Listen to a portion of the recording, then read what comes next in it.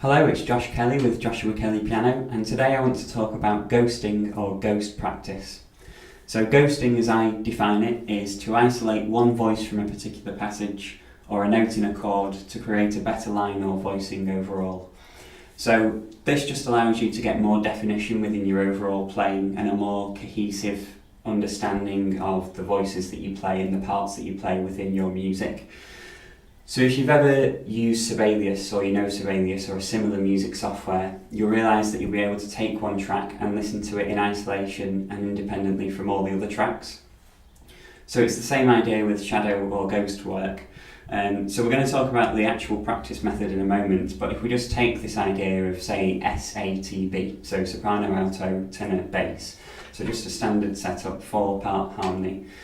So what ghosting allows you to do is practice the parts independently from each other while playing all the other parts at the same time but without sounding them. So bear with me, we're going to get to the actual methodology in a minute. So for instance, if we take soprano, we can play the soprano line and ghost the alto, the tenor and the bass lines and just really focus on the soprano line and giving it more definition. So the same thing with the alto line, we can play the actual alto line and ghost the soprano line and the tenor line and the bass line while really focusing on the alto part. And we can do the same with all the other parts as well. So the tenor part we can isolate and play that and concentrate on that and ghost the soprano, alto and the bass lines, and the same with the bass part, we can isolate that and ghost the parts above it. So the whole point of this technique is just to allow you to internalise the music more efficiently and to allow you to understand the music better. So you can use this technique within a variety of music, but it's particularly effective in Baroque music for the reasons we've just said. The voicing within Baroque music is more laid out, it's more obvious, whereas in Romantic music, within the thick, dense chordal structures, it's perhaps not as obvious what voices belong to what line. So today we are going to look at a piece, we're going to look at a prelude by Bach, and it's his prelude in E major from Book 2. It's a really fantastic piece, and we'll probably do another video specifically on that piece and how to practice that independently. But for the moment, we're just going to look at this particular technique that you can transfer to any of the pieces that you're playing at the moment. So let's bring the camera a bit closer and let's get started on Bach's Prelude. So if we begin by playing the first 4 bars of the Prelude, and this will just give us an idea of the scope, what voices are being played, what the actual voices are to begin with, and how they relate to each other within the context of the piece as a whole. So we're just going to play this extract through, and then we'll talk about the methodology of how we ghost or how we shadow practice and put that into our practice too. So let's give this extract a whirl.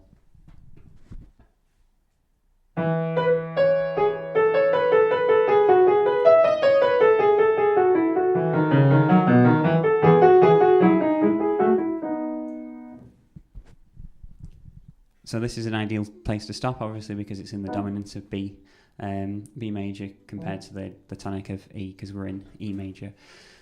So in relation to the SATB that we were talking about before, the soprano, the alto, the tenor and the bass, obviously in this piece it's only in 3 parts, so it's a 3-part harmony prelude. There is a 4th voice that comes in later on, but it's only to pad out the meat of the harmony later on at cadence points, for instance.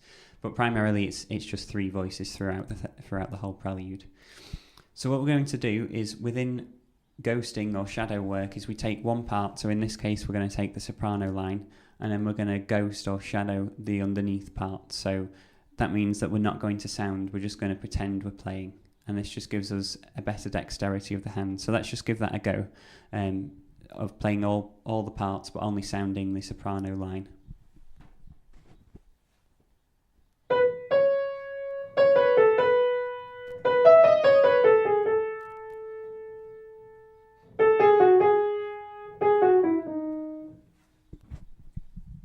Okay, as you saw there, I played the top line, the soprano line, and we ghosted all the underneath parts, so the alto and the tenor parts. So now what we're going to do is play the part that's sandwiched in between, so the alto part, and ghost the soprano line and the tenor line underneath that. So let's give this a go.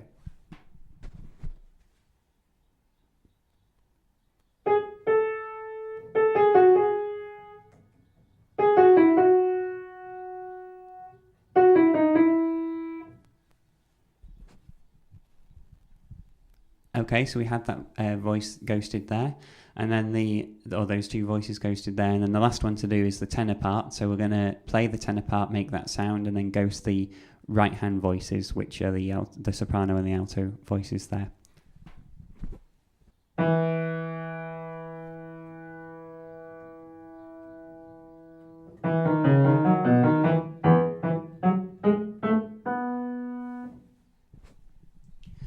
Okay, and it's really easy to sound other voices as well as they come across. So for instance, don't be worried if when you practice this you accidentally play notes of other voices. So for instance, if I just give that a go.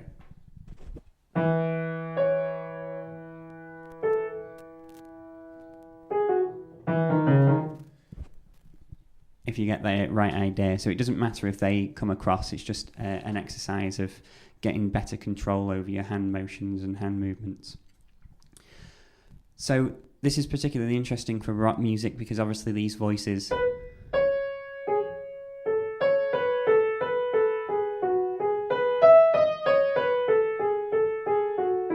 often converge in a way where it just seems as though it's one continual line.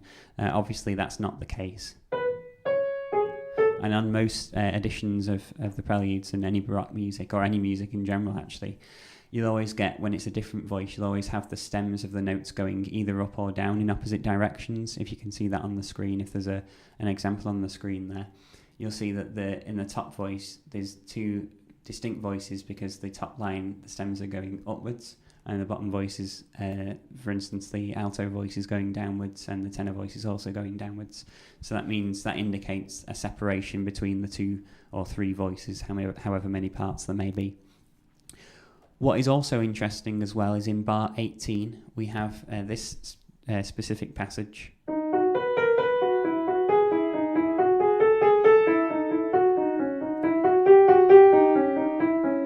So it's a typical sequence of notes that go down. So the top voice here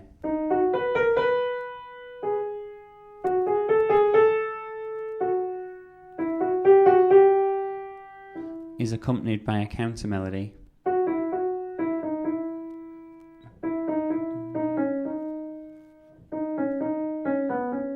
And you want to make a distinction between those two voices because you don't want it just to sound the same. You want something, you want these to really pierce through. And the underneath parts just to mildly accompany it. So if we were to ghost this just to play the soprano line, just taking the right hand on its own.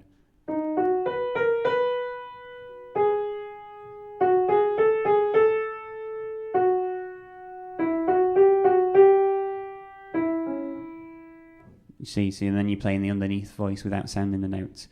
And another component of ghosting or shadowing is it doesn't necessarily have to be a complete phantom as a ghost would be. It can have dynamic ranges, and you can practice this with dynamic shadowing. So you could play the top voice really loud and then the underneath voice really quiet. So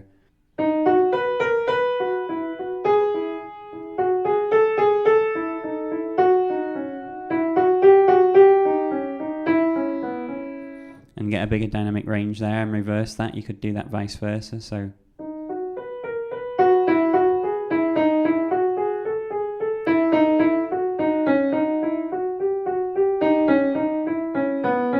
just get a better control over the hand motion there. So when it does come together, and you can grade that however you want, so you can make the top voice MF, the bottom voice MP, and just concentrate on making the different gradients between the two voices. But ideally, when it comes together in performance, you want it to sound in such a way where the two voices are distinct but aren't completely unmixed, if that makes sense. So like they have a balance between the two. It's a symbiosis. So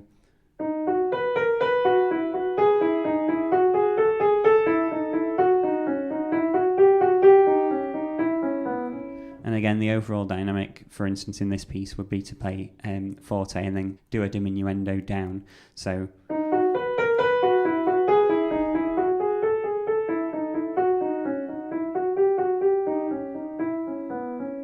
and just come down there and gradually come down as kind of like terrace dynamics where it's one step at a time.